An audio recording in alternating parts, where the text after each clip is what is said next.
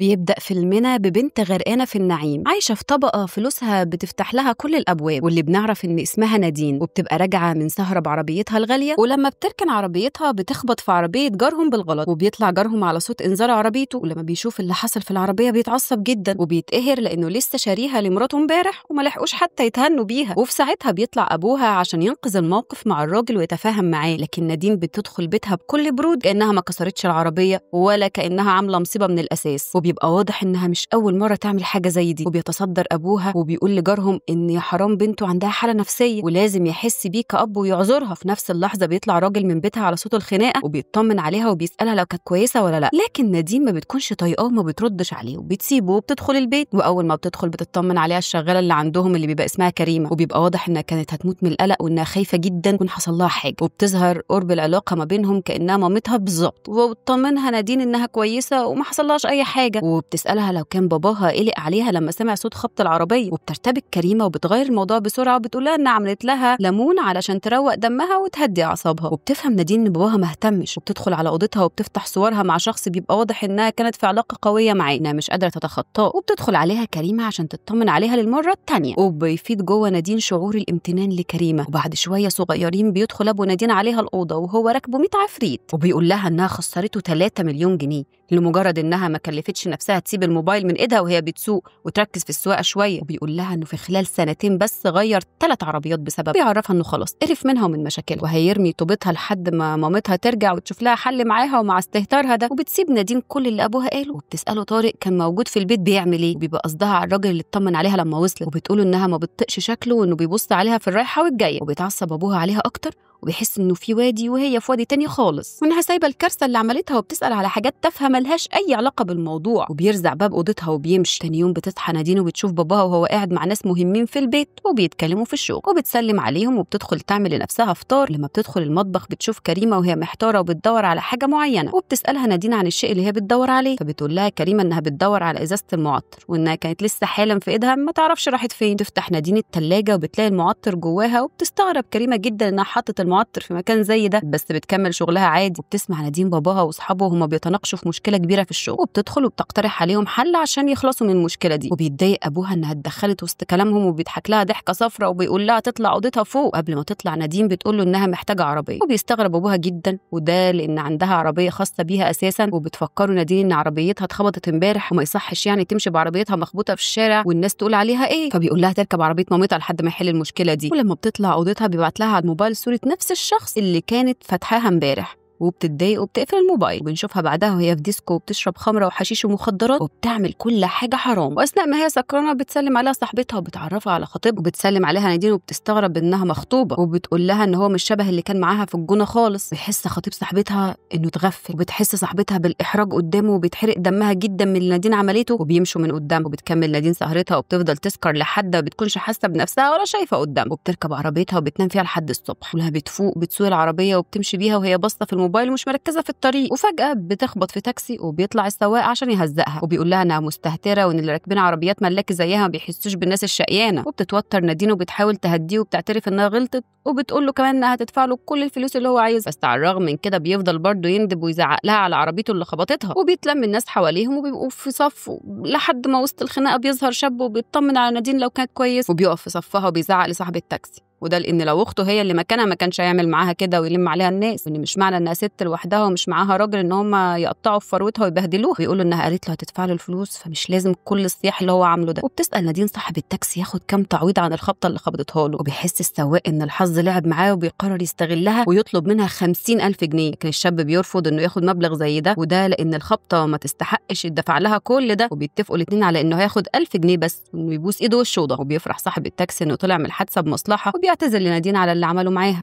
لما الخناقه بتنفض بتبقى نادين مش عارفه تشكر الشاب ده ازاي، بس بيقول لها انه ما عملش حاجه وان اي حد مكانه كان هيعمل كده عادي، لكن نادين بتبقى مبسوطه بجدعنته معاها وبتعرض عليه تديله رقمها وبتقول انه اسمها نادين رشدي، انه لو احتاج اي حاجه ممكن يكلمها عشان ترد له الجميل ده. بس برضه الشاب بيبقى مصمم انه ما عملش حاجه مستاهله وانه حصل خير، وبيمشي بعربيته وبتتحرك نادين بعدها بعربيتها وبتقرر تمشي وراه، وبيركن عربيته قدام صيدليه وبتركن نادين هي كمان وبتراقبه. ولما بيخرج من الصيدليه بيبقى واضح عليه انه شايل الهم وان في حاجه كبيره مزعلاه، وبتعمل نفسها انها انها جت نفس المكان بالصدفه، وبتقعد معاه وبتساله عن السبب اللي مخليه مكشر ومتضايق. فبيحكي لها وبيقول لها انه بيدور على دواء ضروري لسته، وانه الدواء ده مش موجود في السوق ولا حتى في المستشفى اللي هي بتتعالج فيها. بتستغرب نادين من مصطلح ست لانها بتقول بابي ومامي وناني، وما بتبقاش فاهمه هو قصده على مين، بس بيفهمها انه قصده على جدته. وفجاه بيسالها الساعه كام دلوقتي، فبتقول له نادين ان الساعه 12 الا ربع. فبيقول لها الشاب انه لازم يمشي دلوقتي حالا، وده لان ميعاد زيارته ليها فاضل له ساعه الا ربع بس. وبتحس نادين بالذنب عشانه وبتشفق عليه وما بترضاش تسيبه يروح يزور جدته لوحده. وبيوصلوا بيدخل اوضه جدته اللي بتبقى فاقده الوعي، وبيبتدي الشاب يفضفض لها على الرغم من انها مش سامعاه، وبيقول لها انه مقصر في حقها وانها وحشته جدا زي مامته الله يرحمها كمان ما هي وحشته. وبيطمنها وبيقول لها انه مش سايبها وانه بيدور لها على الدواء بتاعها، بس محتاج شويه وقت عشان يقدر يدبر الفلوس. وبتسمعه نادين وبتتاثر من كلامه وبتعيط وبتقرر تقف معاه وقفه رجوله زي ما هو وقف معاها قبل كده. وبتساله عن المبلغ اللي محتاجه للدواء، وبيرفض الشاب انه يقول لها اي حاجه، بيقول لها انه مش هياخد اي فلوس منها. لكن نادين بتتحايل عليها ويقول لها محتاج قد ايه، وبيضطر الشاب يقول لها انه محتاج 5000 جنيه. وبتستغرب نادين من تفاهه مبلغ زي ده متوقف عليه حياه شخص او موته، وبتديله الفلوس وفي نفس اللحظه بيختفي من قدامها من غير حتى ما يشكرها. وبعد لحظات بنشوفها وهي قاعده مع ابوها في البيت، تبقى لسه هتحكي له اللي حصل، بس بتاخد بالها ان في خادمه جديده جت تساعده، ان كريمه مش موجوده. وبتسال باباها عن كريمه وما بيكونش مركز معاها وما بيردش عليه. في نفس الوقت بتدخل مامة نادين عليهم، وقبل ما تقول اي كلمه بتلوم مامة نادين جوزها انه سايب عربيتهم مخبوطه كده في وسط الكومباوند، وبتبقى شايفه انها منظر مقرف جدا وان الناس هتاكل وشها. فبيقول لها جوزها انه هيبقى يشيلها حاضر. وبتحاول نادين تتكلم مع مامتها، بس كل ما بتتكلم مامتها بتقطعها. وبتسال نادين عن كريمه للمره الثانيه، وبيرد باباها بمنتهى البساطه بيقول لها انها مشي. وبتتضايق نادين وبتلومه انه سابها يمشي وان كريمه ملهاش حد غيرهم. بس ابوها بيقول لها ان كريمه خلاص كبرت وبقى عندها الزهايمر، ما بقتش شايفه شغلها زي الاول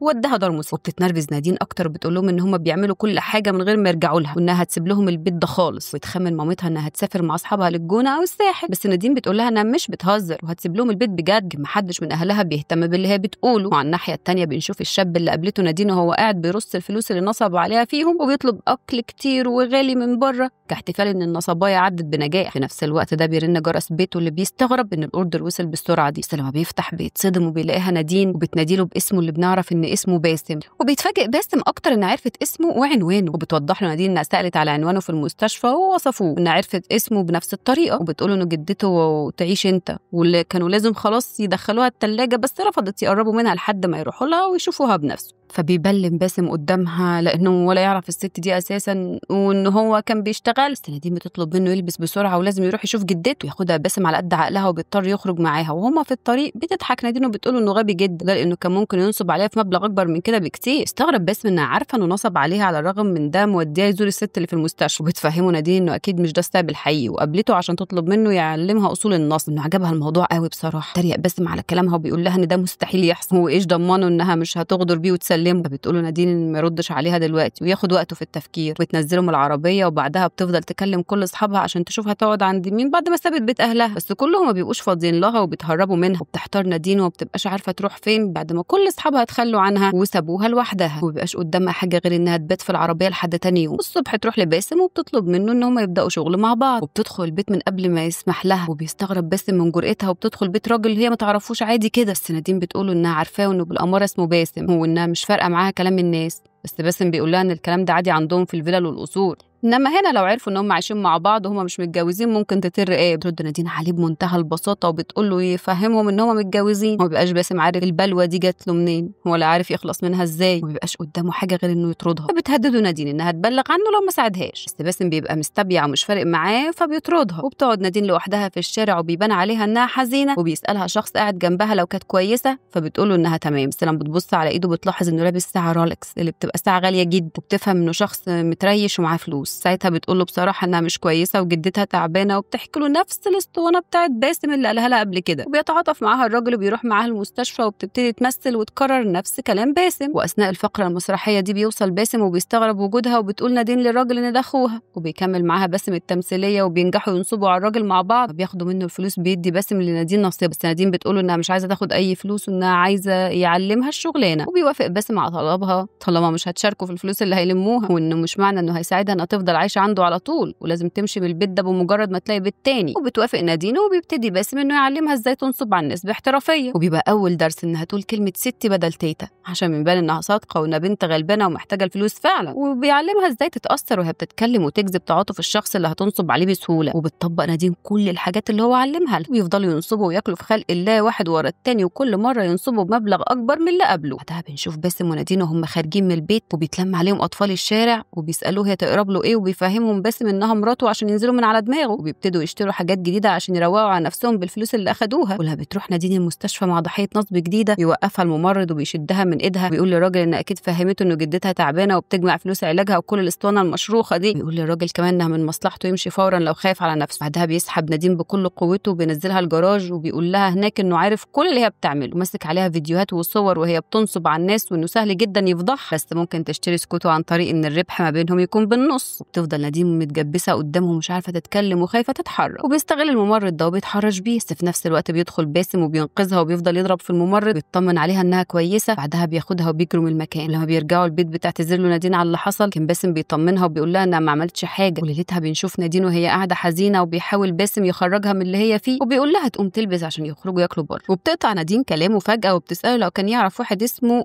ريك كافلر. بعدها بنشوفهم وهم خارجين وبتشرح له نادين ان ريك ده مصري عادي، وان اللي هو اللي مختار لنفسه الاسم ده واسمه الحقيقي سيد، وان الشخص ده بيجيب الناس اللي عايزه تمثل وبيعمل ورش تمثيل وبيقدر يكسب من ورا كل واحد 25,000 في الورشه الواحده. ما بيكونش بس فاهم ايه اللي فتح الموضوع ده وهي عايزه تقول له ايه بالظبط يعني. وبتقترح عليه نادين ان هم يشاركوا في عمليه نصب جديده زي ده، لان هم ما ينفعش يروحوا المستشفى تاني بعد اللي حصل لهم. تطلب منه يفكر في الموضوع، بس تاني يوم لما بتحسبها نادين مع نفسها بتطلب منه يوقفوا سرقه ونصب، وبتقترح عليه يسافروا ويسيبوا البلد خالص. وبيستغرب باسم انها لحقت تغير رايها في ليله واحده، بيقول لها انه ما عندوش مشكله يسافر معاها بس برضه لسه ناقصهم حاجات كتيره، محتاجين لهم عمليه سرقه كمان وبعدها خلاص يتوبوا ويسافروا. وبيوعدها بده. تسمع نادين كلامه وبتقول له ان هم يحتاجوا حد تالت يساعده، وبيجي في دماغهم نفس الشخص في نفس الوقت اللي بيبقى عم رفعت بتاع الفول. بيبداوا في عمليه النصب الجديده وبيعملوا اعلان على الورشه فيها يجي ناس كتيره تتقدم، وبيضحك عليهم باسم وبيفهمهم انهم اتقبلوا في الورشه بس فاضل حاجه بسيطه، وهي ان هم يسجلوا بياناتهم على الابلكيشن اللي هيدوه لهم ويدفعوا الفلوس. هيسيب لهم رقمه وهيعمل لهم جروب عشان يعرفوا يتواصلوا ويعرفوا تفاصيل الخطوات اللي جايه. وفعلا بيفرحوا بيصدقوه بيدفعوا الفلوس في ساعتها وبيهرب باسم ونادين بيها. بيفضل الناس اللي شاركت في الورشه يرنوا على الرقم اللي باسم سابه لهم، بس باسم بيبقى رمى الموبايل كله وهرب. بيفهموا انه اتنصب عليهم وان ربنا يعوض عليهم بقى. وبيروح باسم مع نادين ياكلوا بره، وبيبقى موديها مكان شعبي وطالب لها اكل اول مره تجربه في حياتها، وبيسالها نفسها في ايه. بيقولها ان اي حاجه هي عايزاها ينفذها لها فورا. واضح على عينيه انه وقع في حبها وهي كمان بتبادله نفس الشعور. تطلب منه يسافروا جوه مصر ويروحوا الغردقه مثلا، وبيوافق باسم على كلامها. ولما بيرجعوا البيت بيفتحوا قلوبهم لبعض اول مره، وبيحكي كل واحد للتاني قصته. نعرف ان باسم حياته كانت قاسيه جدا، كان بيشتغل في ورشه من وهو عنده 10 سنين، كمان ما راحش المدرسه زي اي طفل، وانه صاحب الورشه كان بيقسى عليه جدا لدرجه انه مره لبسه قضيه ودخله السجن، على الرغم انه كان مظلوم وما عملش اي حاجه غلط. وبعد ما دخل السجن اتعرف على ناس غيرت حياته وطريقه تفكيره، وعلموه انه لازم ياخد اي حق ليه بدراعه وما يبقاش طيب مع الناس زياده عن اللزوم.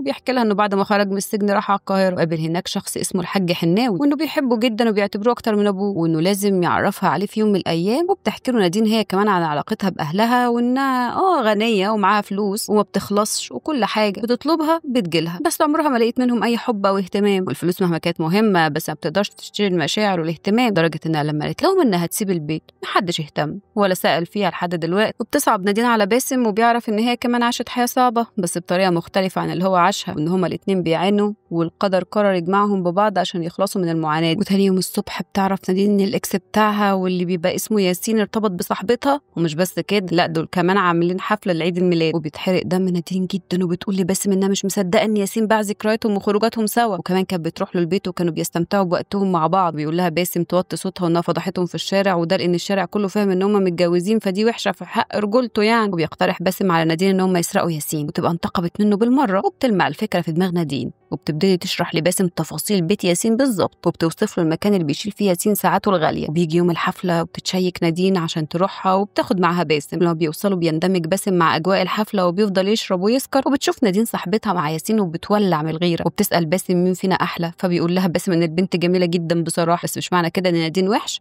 ان كل واحده فيهم ليها جمالها الخاص اللي بيميزها. وبتفرح نادين من كلامه وبتثق في نفسها. وقتها ياسين بيشوفها وبيتوتر جدا وبيسالها ايه اللي جابها الحفله وعرفت منين، وبتقول له نادين انها عرفت من كل الناس اللي هو، وبتلومه انه خبى عليها حاجه زي دي على الرغم ان هم كانوا بيحكوا لبعض كل حاجه. وبيتوه ياسين وبيسالها من الراجل اللي معاها ده، وبتقوله انه قريبها وانه لسه جاي من بره. خطه باسم ونادين، وبتروح نادين تصب كوبايه في ايديها على وش ياسين وبتهزقه قدام كل الناس، وبتعرفه قد ايه هو ندل وجبان خاين. وده لانه كان دايما مفهمها ان صاحبتها دي اخته الصغيره وعمره ما هيبص لها، وكمان كان بيفضل يشتم فيها وهما مع بعض. وبتبص لصاحبتها وبتحذرها منه انها تثق فيه وتحبه، لان في النهايه هيتخلى عنها ويرميها هي كمان. وفي نفس الوقت بنشوف باسم وهو في اوضه ياسين، وبيقدر يوصل للمكان اللي ياسين شايل فيه الساعات الغاليه، وبيلم كذا واحده منهم وبيحطها في جيبه. وبعدها بينزل على طول وبيشاور لنادين عشان يفهمها انه خلص المهمه، وبتطلع وراه وبيخرجوا من البيت. وبتقرر نادين ان هي اللي هتسوق، ده لان باسم سكران وممكن يخش بيهم في حادثه. وتاني يوم الصبح بنشوف باسم ونادين وهم عند بياع الساعات، وبيديله باسم الساعه الرولكس اللي سرقها مقابل 30,000 جنيه. لما بتعرف نادين ان الراجل عايز يبيع له ساعه غاليه زي دي بالسعر البسيط ده، بترفض وبتقول له ان الساعه قيمتها نص مليون، بس عشان خاطره ممكن تاخدها ب 350,000 جنيه وبس. ويحس البياع انها فاهمه فما بيقدرش ينصب عليهم وبيديهم ال 350,000. بالليل بنشوفهم وهم قاعدين بيعدوا الفلوس، وبتوري نادين صوره شقه للبيع في الغردقه، تقول له ان هم ممكن يشتروها ومعاهم فلوسهم. بس باسم بيطمع وبيقول لها ان الفلوس كده مش هتكفي بقيه احتياجاتهم، وبيقول لها انه ممكن يشتري الشقه دي لو بس عملوا عمليه سرقه اخيره خلاص. وبتتضايق نادين وبتقول له انه وعدها ان العمليه اللي فاتت دي هتكون الاخيره مش هيسرقوا تاني، وبيقنعها باسم ان المره دي اخر مره بجد، يا اما مش هيعرفوا يشتروا الشقه. وقتها بتحس نادين بالخوف من باسم وانه عارفها عشان مصلحته بس، وتخاف جدا ويتخلى عنها بعد ما يوصل للي هو عايزه. وما بتبقاش نادين ليها حد تحكي له عن مخاوفها اتجاه باسم الا كريمه، وبتقرر تروح تزورها في الدار، وبتحكي عن كل حاجه هي حاسه بيها، وبتقول لها انها خايفه باسم يسيبها. وبتطمنها كريمه وبتقول لها انها بنت جدعه وبتعرف تتصرف في اي حاجه دايما، وبتحكي لها ان عندها بنت اسمها مريم. بس نادين بتقاطعها وبتفضل تتكلم عن مخاوفها، وبتوصيها كريمه تفضل معاه وما تسيبوش، وبتقول لها ما يصعبوش الدنيا على بعض عشان كده كده صعبه. وبتحكي لها ان جوزها كان بيدافع عن البلد، وانه كان كل مره بيرجع فيها لازم يجيب لها ورده عشان يحسسها انها غاليه عنده، ودايما فاكرها حتى في الحروب. فجاه وهما بيتكلموا بتسالها كريمه هي مين، وبتتخض نادين وبتحاول تفكرها بنفسها، لكن كريمه بتنساها تماما وبتفتكرها حراميه بتنادي اللي شغالين في الدار وبتقول لهم يلحقوها. وبتقوم نادين من قدامها وبتحاول مشرفه الدار تشرح لها ان الزهايمر هو اللي بيوصل كريمه للحاله دي، وبتعتذر لها بالنيابه عنه. وبتقرر نادين بعدها تبدا العمليه مع باسم، وبتصارحه انها خايفه جدا منه، خايفه بعد ما يخلصوا العمليه يسيبها ويمشي. بس باسم بيطمنها وبيقول لها انه مستحيل يستغنى عنها، انه ما يقدرش يعمل اي حاجه في حياته من غيرها. بعدها بيخططوا للعمليه الجديده اللي بتبقى سرقه مجموعه عربيات. المفاجاه لما بنعرف ان الضحيه الجديده هو رشدي ابو نادين، وبيبقوا مخططين يسرقوا عربيات الناس اللي شغاله معاه في الشركه. وبتتقلب الايه بعد ما كان باسم هو اللي بيعلم اصول النصب والسرقه لنادين، بقت بتعلمه هي المره دي ازاي ينصب على ابوها صح، ويتعامل انه من الطبقه العليا من غير ما يشك فيه. وبتهتم بكل التفاصيل عشان تحبكها لدرجه انها بتهتم بنوع البدله اللي هيلبسها باسم، والمشروب اللي هيطلبه من ابوها لما يقعد معاه. بيروح باسم لرشدي وبيعرفه بنفسه، وبيقول له انه اسمه مصطفى بهجت، وبيعرض عليه فكره عقد جديده اللي بيقنعه فيها انه يعملوا زي جراج جديد لكل عربيات الشركه، وبيفهمه ان مده العقد 3 شهور بس، وانه لو ما عجبوش يقدر يلغيه ومش هيبقى وقتها خسر اي فلوس. وبيقتنع رشدي وبيعجب بالفكره وبيمضي على العقد في ساعتها. بعدها بياخد باسم نادين من ايدها عشان يعرفها على حناوي، وبيبقى متحمس جدا انه اخيرا هيعرفهم على بعض. وبيوصلوا للورشه بتاعته وبيحكي له باسم عن العمليه اللي بيخططوا لها، وبيقول له انه يوم الخميس الجاي الساعه 3 العصر هيكون عنده 150 عربيه. وبيقول له حناوي انه دايما بيفاجئه ودايما مستعجل عليه، وبيوعده انه هيقدر يتصرف في العربيات دي ويديهم فلوس. بس حناوي بيستغرب ان هم مستبيعين كده، وبيسالهم لو كانوا مش خايفين على نفسهم. واثناء كلامهم بيكسر عامل عنده في الورشه حاجه بالغلط وبيترعب ووشه بيجيب الوان، لكن حناوي بيهديه وبيقول له فداه. وبيبص على نادين انها مش مرتاحه للراجل الغريب اللي اسمه حناوي ده، وبتبقى مقلقه منه جدا. ولما بتروح مع باسم البيت بتساله لو كان كلم سمسار الشقه اللي في الغردقه، فبيقول لها انه هيكلمه بس يخلصوا من العمليه دي الاول. وبيبان عليه انه بيموت. تاني يوم بيبقى رشدي عنده اجتماع مع موظفين الشركه، وبياخد منه باسم مفاتيح عربياتهم عشان يركنها في الجراج الجديد بتاعهم. واثناء الاجتماع بينجح باسم يسرق كل العربيات، ولما بيطلع الموظفين عشان يركبوا عربياتهم بيتفاجئوا ان العربيات كلها اختفت، وبيتخضوا وبيتعصبوا وما بيبقوش عارفين عربياتهم راحت فين. وبيستغرب رشدي من اللي بيحصل وما بيبقاش فاهم حاجه. بعدها بيدرك اللي حصل وما بيبقاش عارف يتصرف ازاي في المصيبه دي. واول ما بتخلص العمليه بيكلم باسم نادين عشان يطمنها انه كله بقى تمام. وفي نفس اليوم بالليل بيروحوا الحناوي عشان ياخدوا منهم فلوسهم، والراجل بيطلع حقاني معاهم لدرجه انه بيطلب منهم يعدوا الفلوس بنفسهم قبل ما يمشوا، بس بيقول لهم انه عاوز يتكلم معاهم على انفراد قبل ما يمشوا. وبيروحوا معاه وبيدخلهم اوضه غريبه ومخيفه، وبيتصدموا لما بيشوفوا نفس العامل اللي في الورشه وهو متكتف واضحه عليه آثار التعذيب بشكل مرعب، بس حناوي بكل برود بيسألهم يشربوا إيه، وكأن ما فيش شخص بيموت معاهم في نفس الأوضة. بعدها بيقول لهم حناوي إنه عايزهم في خدمة، وبيحكي إن في رجل أعمال اسمه طارق رجب صاحب رشدي استندل معاه، وبتقول له نادين إنها عارفة طارق ده، وبيستغرب باسم ما بيكونش فاهم هو عايز منهم إيه برضه. فبيقول له حناوي إنه عاوز يستندل هو كمان معاه ويمسك عليه حاجة توديه ورا الشمس. بيقول لباسم ياخد وقت ويفكر مع نادين في الموضوع براحته. لما بترجع نادين مع باسم بتسأله هم هيسافروا إمتى، وبتبقى متعصبة جدا إن الموضوع عمال يتأجل يوم ورا التاني. ولما بيولعوا النور بيترعبوا وبيشوفوا أبشع منظر ممكن يشوفوه في حياتهم، بيشوفوا جثة مقتولة عندهم في البيت. وفي نفس اللحظة بيرن حناوي عليهم وبيسألهم لو كانوا فكروا في اللي قال لهم عليه، وبنعرف وقتها إن حناوي سفاح وخسيس ممكن يخلص عليهم في أي لحظة. بنشوف خبر سرقة العربيات وهو بيتذاع على كل حتة على التلفزيون، وبيحاول الكل إن هم يوصلوا للنصابين اللي عملوا كده. وبعدها بالليل بنشوف باسم وهو بيتخانق مع نادين وبيقول لها إنه مستحيل يسيبها تروح لطارق ده، إنه مش هينفع يسمع كلام حناوي ويضحي بيه. وبتتعصب نادين وبتقول إنه ما عندهمش أي حل تاني غير ده، وإن هم لو ما عملوش كده هيتقتلوا في غمضة عين من غير ما حد يشم خبر حتى. بس باسم بيبقى رافض إنه يعمل، وبيتخانق معاها وبيقول لها ان هم ممكن يوصلوا لحل تاني لو فكروا بالراحه. وبيفضلوا هما الاتنين يشدوا في بعض ويتخانقوا، وبيقول باسم لنادين ان هي السبب في كل اللي هم وصلوا له والمصايب اللي بتجرى وراهم واحده ورا التانيه. وبتتضايق نادين من كلامه وبتقول ان هو السبب عشان ما رضيش يسافر معاها وفضل يأجل لحد ما خلاص هيموتوا بسبب طمع. وبيتنرفز باسم وبيقول لها انها شخصيه لا تطاق، وان عشان كده اهلها سابوها ما قدروش يستحملوه. وبتتجرح نادين من كلامه وما بتبقاش مصدقه انه استغل نقطه ضعفها واستخناقاتهم لمجرد انه يكسب النقاش. وبعد شويه بيحس باسم بالذنب من الكلام اللي قاله لنادين وبيعتذر لها وبيحاول يقرب منها عشان يراضيها، بس نادين ما بتكونش طايقاه وبترفض انه يلمسها. بعد وقت بنشوف باسم وهو مع نادين في العربيه تحت بيت طارق، بيوصيها باسم تاخد بالها من نفسها وبيقول لها انه هيحاول يصورهم وهم قاعدين عشان يمسك اي حاجه عليه، بس برضه مش هيغفل عنها وهيكون مركز معاها عشان لو طارق حاول يتخطى حدوده. وبتطلع بعدها نادين لطارق ولما بيشوفها بيرحب بيها جدا، بيسالها عن سبب الزياره السعيده، فبتقول له انه حصلت مشكله كبيره بينها وبين اهلها وجت عشان تفضفض له وتحكي له عشان حزينه جدا. وبيقول لها طارق تقعد ترتاح لحد ما يجهز لها عصير، وبنشوفه هو بيحط لها منوم وهي مش واخده بالها، وبيطلب منها تروق اعصابها وتشرب قبل اي حاجه. وما بتديش نادين خوانه وقتها وبتشرب فعلا وبتبتدي تفقد وعيها وهما بيتكلموا. وبيحاول طارق انه يتهجم عليها بس باسم بيبقى مراقبه بالكاميرات وبيلحق نادين بسرعه